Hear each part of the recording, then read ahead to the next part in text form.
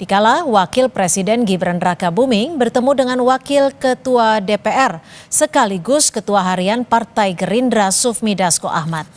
Momen tersebut diunggah Gibran di akun Instagram pribadinya serta diunggah di akun Instagram Sufmi Dasko Ahmad.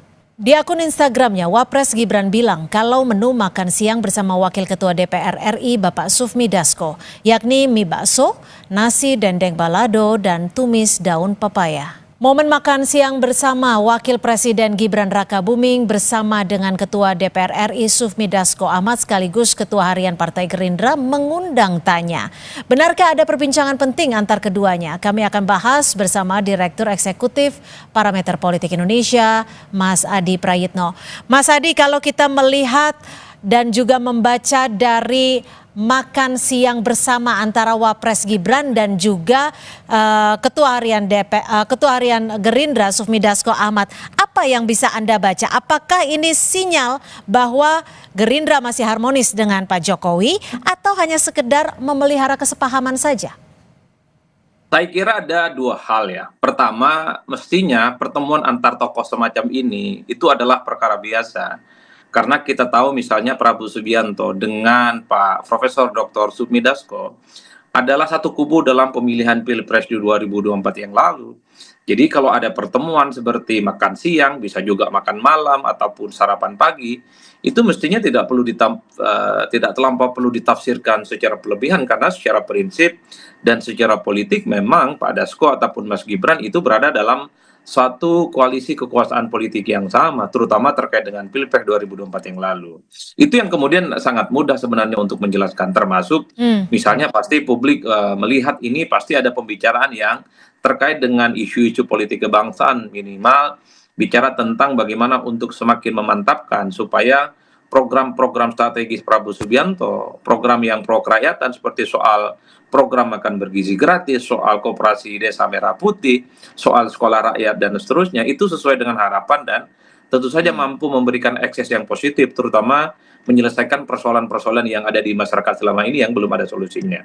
Itu yang tampak di permukaan, Mbak. Tapi publik juga kan tidak bisa menutup mata. Pasti ini secara simbolik ada sesuatu yang disampaikan apa, yaitu soal hubungan harmonis antara pemerintah hari ini dengan kubunya Pak Jokowi yang saat ini ada di Solo. Karena setelah ada pemberian amnesti dan abolisi kepada sejumlah pihak yang dinilai menjadi rivalnya Pak Jokowi dalam kontes politik 2024 yang lalu, itu kan dispekulasikan bagaimana hubungan politik antara pemerintah, antara kekuasaan dengan Solo per hari ini itu kan renggang. Jadi ketika foto ini diupload oleh Gibran yang publik tahu ini adalah replika politik dari Jokowi, pesan politiknya sederhana. Hubungan politik pemerintah, hubungan politik kekuasaan hari ini, itu baik-baik saja hubungan politiknya dengan Solo. Tidak seperti yang dispekulasikan oleh publik, karena selama ini ada satu keyakinan. Kalau pemerintah, kalau Prabowo Subianto, kekuasaan politik itu baik dengan Megawati, baik dengan PDIP, itu artinya dengan Solo itu tidak baik-baik saja. Begitupun sebaliknya, kalau hubungan baik antara kekuasaan dan pemerintah hari ini dengan Solo baik-baik saja, berarti dengan PDIP itu dianggap tidak baik-baik saja. Saya membaca, kalau kita melihat rata-rata secara umum, mazhab politik Prabowo itu adalah mazhab politik yang ingin berdiri tegak di semua masyarakat, berdiri tegak di antara semua mantan-mantan presiden terdahulu.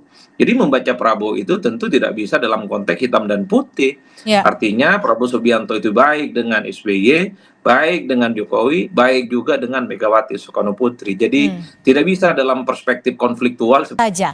Lalu sekiranya dari pertemuan makan siang kedua tokoh besar ini apa yang menjadi bahan diskusi? Ya pertama secara prinsip ya, kalau kita mau jujur, selama ini kan spekulasi hubungan antara Pak Prabowo dengan banyak pihak itu kan dipersepsikan sedang tidak oke. Misalnya begitu banyak kebijakan-kebijakan Prabowo itu kan diasumsikan berbeda secara diametral dengan kebijakan politik Prabowo dengan Pak Jokowi, maksud saya. Misalnya soal IKN itu kan adalah legasinya Pak Jokowi, tapi dalam perkembangannya sekalipun itu dilanjutkan, tapi kan misalnya dari segi anggaran ataupun dari segi target itu kan tidak segaspol dibandingkan dengan pemerintah sebelumnya. Begitupun misalnya terkait dengan infrastruktur itu kan tidak terlampau jor-joran dilakukan oleh pemerintah hari ini. Artinya secara politik dan dari segi kebijakan dalam banyak hal itu terjadi perbedaan secara signifikan yang dilihat oleh publik antara kebijakan politik Prabowo Subianto dengan Pak Jokowi. Mhm. Itulah yang kemudian selalu dibentur-benturkan. Ini Mhm. adalah tanda-tanda Mhm. bahwa hubungan keduanya itu tidak baik dan Mhm. tidak mungkin akan bersinergis. Padahal secara prinsip bagi saya ini soal style dalam memimpin saja. Pak Prabowo misalnya lebih melihat bagaimana program-program rakyat itu down to earth dan langsung dirasakan oleh masyarakat. Mhm. Soal koperasi desa merah putih, makan bergizi gratis, kesehatan gratis, soal termasuk juga misalnya sekolah untuk rakyat, itu kan langsung.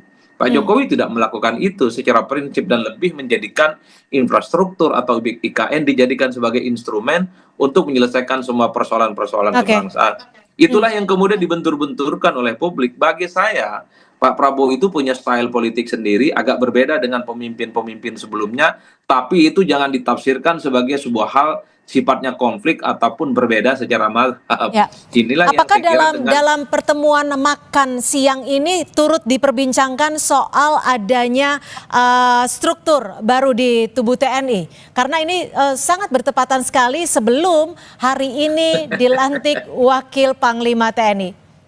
ya, bagi saya secara prinsip kalau soal struktur TNI ataupun struktur-struktur apapun, itu saya kira memang adalah di internal TNI ya, dan tidak ada kebijakan-kebijakan lain yang mungkin akan itu muncul dari kepentingan dari Mhm. outsider yang tidak memiliki hubungan hierarkis secara langsung.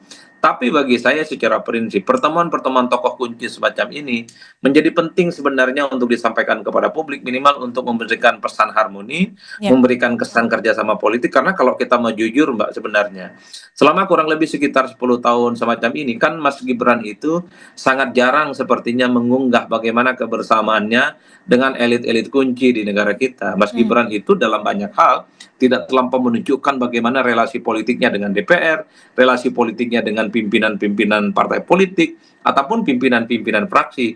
Itu semua nyaris disapu bersih semua oleh Prabowo Subianto, mulai dari peran, hubungan politik harmonis dengan berbagai pihak, dengan berbagai elemen. Di situ kemudian publik melihat bagaimana peran Wapres kok yang awal-awal dulu kelihatan sangat agresif ketika membuka misalnya lapor Mawapres, tapi setelah itu kan nyaris tidak pernah ada gebrakan-gebrakan yang disinyalmen Ya. sebagai bentuk bagaimana kerjasama dengan elit-elit kunci di negara ini. Oleh karena itu, ketika ada pertemuan dengan Pak Sufmi Dasko, bagi saya Pak Sufmi Dasko ini bukan hanya soal sebagai wakil ketua DPR atau Mhm. sebagai ketua harian DPP Partai Gerindra, tapi publik melihatnya Pak Dasko ini adalah duplikat, semacam replika politik dari Pak Prabowo Subianto, Mhm. karena Mhm.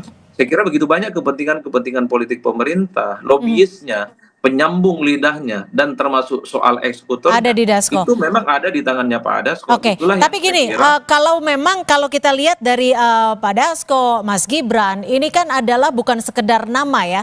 Pak Dasko bukan sekedar wakil ketua DPR ataupun ketua harian Gerindra, tapi juga bisa dikatakan sebagai tangan kanan Presiden Prabowo. Mas Gibran ini juga bukan sekedar wakil presiden, tapi juga simbol kesinambungan politiknya Solo gitu. Lalu kalau dilihat dari pertemuan ini, siapa sekiranya yang menginisiasi? Ya, saya kira kalau pertemuan semacam ini pastinya ada mutual interesting, Pak. Mutual understanding. Jadi saling Kebutuhannya bersinergi sama. satu sama yang lain. Tapi kalau dilihat dari segi penguploadannya, tentu yang mengupload pertama kali ini kan adalah Mas Wapres. Kan Mas Wapres ini sekali lagi ingin memberikan satu sinyalmen bahwa spekulasi-spekulasi liar terkait dengan hubungan yang tidak baik dengan Hmm. Solo, dengan kekuasaan, itu ingin diamputasi. Artinya Mas Wapres lah yang menginginkan pertemuan ini sehingga bisa menginformasikannya ke publik karena memposting duluan seperti yang Anda sebutkan?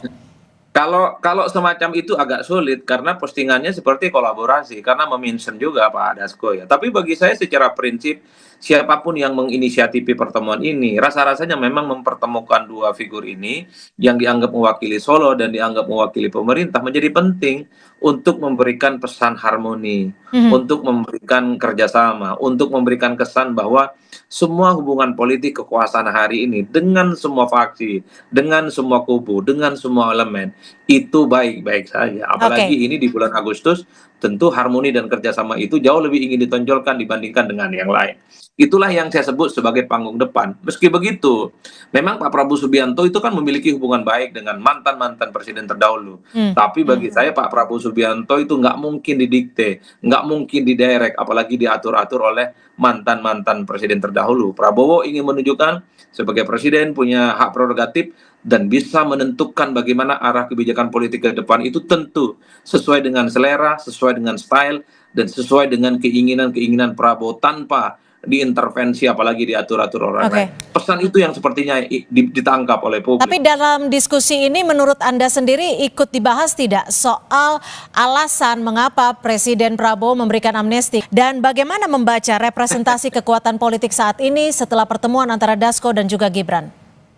Kalau saya sih melihat ini semacam makan siang gratis, makan siang plus ya Mbak. Satu sisi pasti yang dibicarakan itu adalah soal suasana kebatinan politik di Indonesia saat ini, soal kekisruhan dan kegaduhan, dan pasti dalam banyak hal ada politik-politik yang saya kira sifatnya aktual dan happening, misalnya soal bagaimana kekisruhan yang belakangan ini muncul ya, amnesti, soal abolisi, dan seterusnya, dan seterusnya. Itu kan yang ditangkap oleh publik, tapi itu tentu tidak akan mungkin diekspos dan disampaikan secara terbuka oleh publik.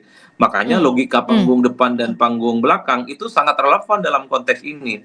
Panggung depannya adalah makan siang bersama, suasana politik guyup dan kebangsaan, tapi di panggung belakang tentu pastinya ada banyak hal-hal lain yang sepertinya artinya amnesti terhadap Hasto Kristianto juga dibahas ya, menurut Anda ya, Mas Adi?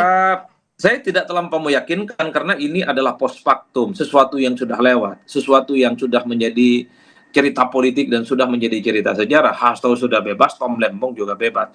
Sepertinya dalam pertemuan ini hanya ingin menegaskan bahwa pemerintahan hari ini adalah pemerintahan yang sustain dengan pemerintahan-pemerintahan sebelumnya. Artinya dalam banyak hal, orkestrasi politik pemerintah hari ini itu juga punya korelasi positif dengan pemerintahan di era Pak Jokowi. Saya kira di situ, karena semua peristiwa politik sudah selesai, Mbak. Karena semua yang terkait dengan amnesti, abolisi itu juga selesai. Saya kira di situ.